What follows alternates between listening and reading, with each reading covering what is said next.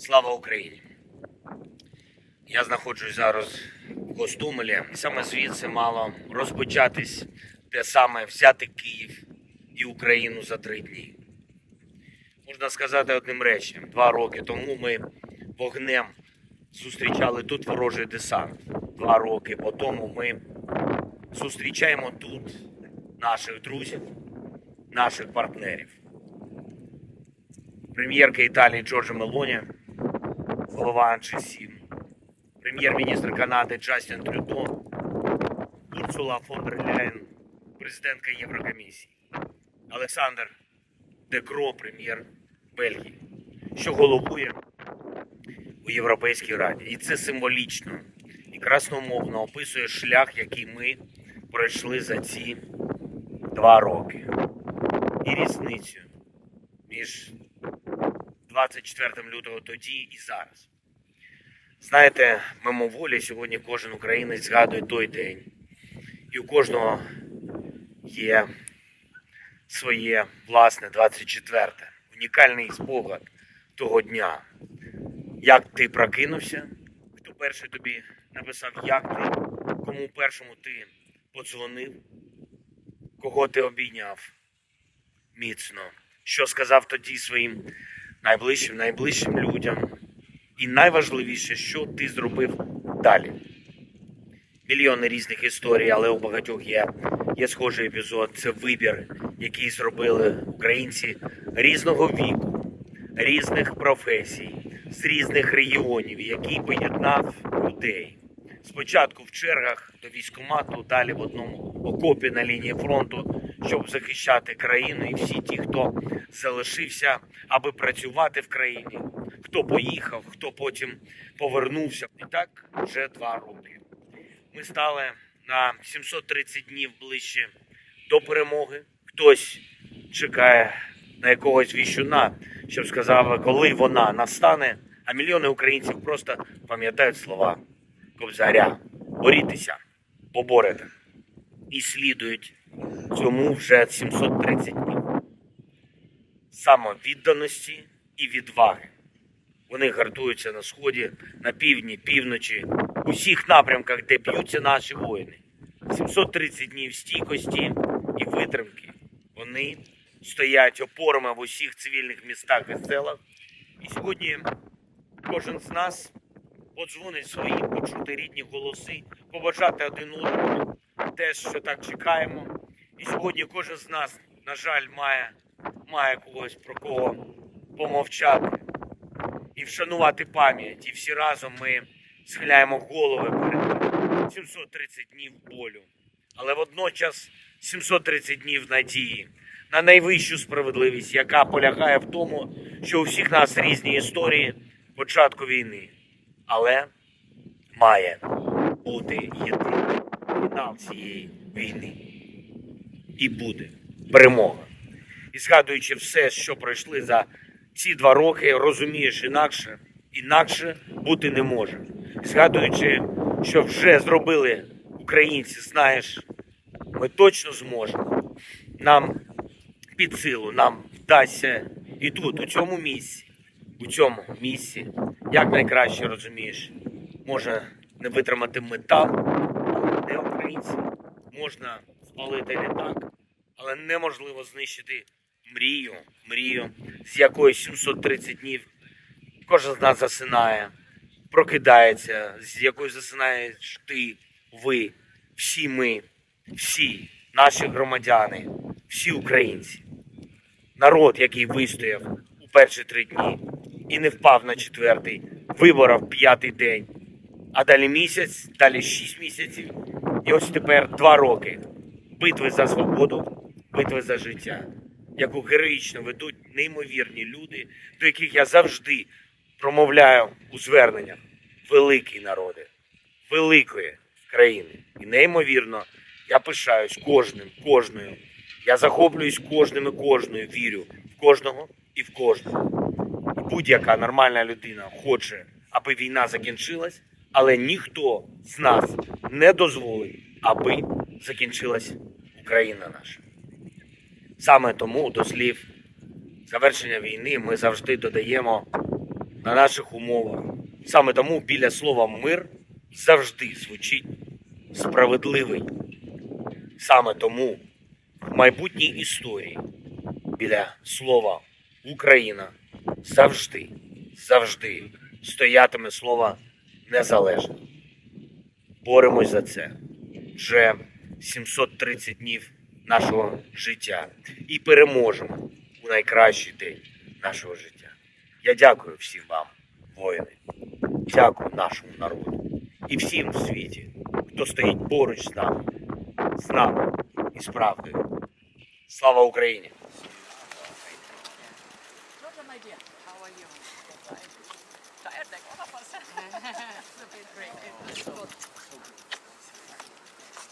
Long trip. Yeah, long trip. Fine, thank you very much. Президент України – Верховний головнокомандувач Збройних сил України. Знищили десант російських вбивць і не дали Росії створювати тут і плацдарм. Well, there are heroic gestures by few men that changed the course of history. One of them took place here on the 24th of February 2 years ago.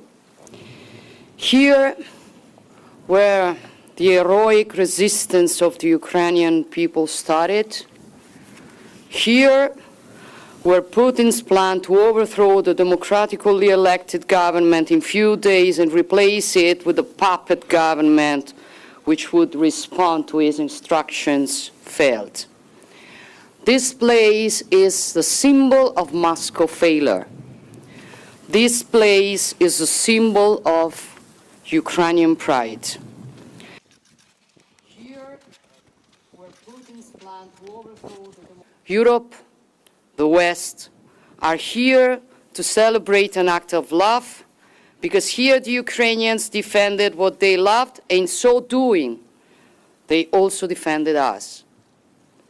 They fought to give us the chance to be here today to say that this land is a piece of our home and that we will do our part to defend it.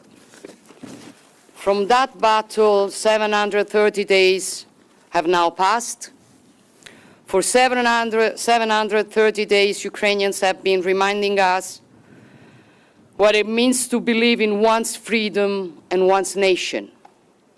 For 730 days, Ukrainians have been explaining us that surviving does not necessarily mean living. For 730 days, Ukrainians have been showing the world that no help can be enough if upstream there is not someone determined to fight. This place tells us of all this. Here, where the first page was written to return a future of freedom to Ukraine. So, thank you. This airport has witnessed Ukraine's darkest hour. Those fateful moments are etched forever in our collective memory. The flames rising from the tarmac to the sky, the swarms of Russian helicopters flying low along the river, the columns of tanks descending fast from the border with Belarus. Exactly 2 years ago, it felt like everything was lost and Kyiv would fall within days. But Kyiv stood strong. Your courage stood in Putin's way. You did not flee or flinch. A small contingent of Ukrainian heroes held back the invader, fighting to your last bullet and your last breath. And you managed to stop Russia's attack towards the heart of Ukraine. You saved your country. You saved all of Europe. And today we are here from across Europe and the world to pay tribute to your bravery. It is you who gave a chance to Ukraine's resistance. And look at all that Ukraine has achieved ever since. On land, you have driven Russia out of half the territories it had captured. At sea, you have pushed back Russia's fleet and reopened a maritime corridor to the world. And in the air, your defenses have become incredibly effective. You are protecting your people from Russian missiles and drones. And in the last week, only you shot down 7 of Russia's fighter jets. All of this seemed impossible on the night when the war began. But time and again, the brave people of Ukraine have surprised the world. So however difficult the situation may look today, let us always remember the road you have walked so far, the resistance against a stronger enemy, and the victories against all odds. And I am confident that Ukraine will keep surprising us all until the last Russian soldier is finally pushed out of your land. Today, we're here to tell you that Europe will continue to stand at your side for as long as it takes, with more financial support, more ammunition, more training for your troops, more air defenses, and more investment in Europe's and Ukraine's defense industries. And there is no better place than this airport to confirm our commitment to Ukraine. This airfield is not only a symbol of your resistance, it is also a symbol of your industry and your ingenuity. It was the home of the largest airplane in the world, Maria, the Dream. 2 years ago, the Russians destroyed the plane, but they could not destroy the dream of a free and prosperous Ukraine that takes its place at the heart of the European family. Today, the dream lives on, and together we will turn it into reality. There will be a free and sovereign Ukraine. There will be peace and prosperity. And there will be Europe. And the Battle of Hostomel Airport will no longer be remembered as the darkest hour of our history, but as the beginning of a new era for Ukraine and for all of Europe. Slava Ukraini. The Russian defeat in Hostomel was the beginning of the end of Russia's attempt to capture Kyiv. The war unleashed by the Russian Federation against Ukraine has had transformative effects, not only in Ukraine, but European-wide and even globally. Russia has heaped strategic defeat upon strategic defeat. NATO has risen to the occasion and has again become the centerpiece of the collective security here in Europe. Finland, and very soon also Sweden, will greatly strengthen NATO's eastern flank. The Russian Black Sea Fleet has been decimated. Russian armament has shown to be no match for Western-made weapons. But all of that would not have happened if it had not been for the crucial victories over Russia here in Hostomel, which allowed Ukraine to fight on today. And Putin was sure he could easily take strategic targets like this airport. Russian forces tried to make quick work of Hostomel Airport, and with it, Kyiv. Well, we are standing here today because he was wrong. So many things. Your fight is our fight. You are fighting for your sovereignty, for your territory, for your language, for your culture, for your democracy, but also for our democracy, for everyone's deeply held right to choose their own future. You are fighting to preserve the norms and rules that the whole world agreed to 80 years ago.